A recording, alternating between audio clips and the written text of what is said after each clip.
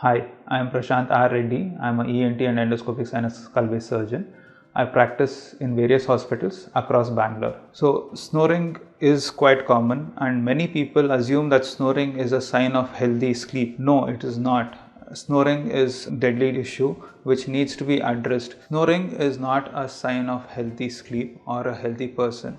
Snoring is a clear-cut indicator for a underlying pathology which can lead to patients developing diabetes, hypertension and other complications associated with it. Snoring leads to a host of issues. If not treated properly, will also lead to sudden death. Snoring not only is unhealthy for patient who is suffering, but is also unhealthy for the partner because their sleep is also getting disturbed, and without proper sleep, the patient and the person who is with him suffer more. So sleep diverse means patients or persons who are sleeping in different rooms who can't sleep together because of one of the partners snoring. Because a person is snoring, it is affecting the sleep of the person who is with the patient, and they sleep in separate rooms, and that is sleep divorce. Nowadays it's very common in the West,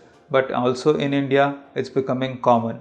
So ensure that you get your snoring treated and your sleep divorces won't occur. Snoring can lead to more amount of obesity, and secondary to more amount of obesity, patients definitely will develop more amount of snoring. It's a vicious cycle.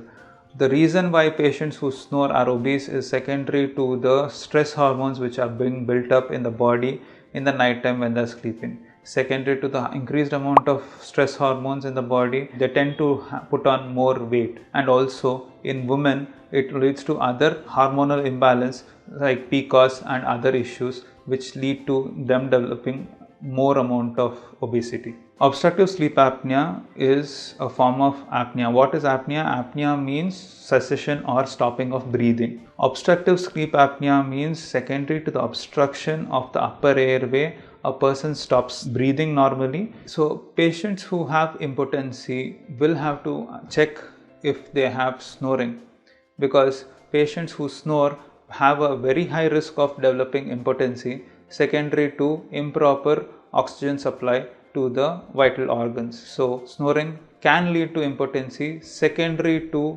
improper oxygenation in the night time, which leads to various disorders leading to impotency. So snoring or sleep apnea will definitely affect the productivity of a person in the office, especially if they snore a lot, because snoring is a sign of obstructive sleep apnea, and that in turn leads to the patient not sleeping well in the night time, and that improper sleep secondary to snoring leads to them having decreased production in their work time, and also they tend to sleep more in the daytime.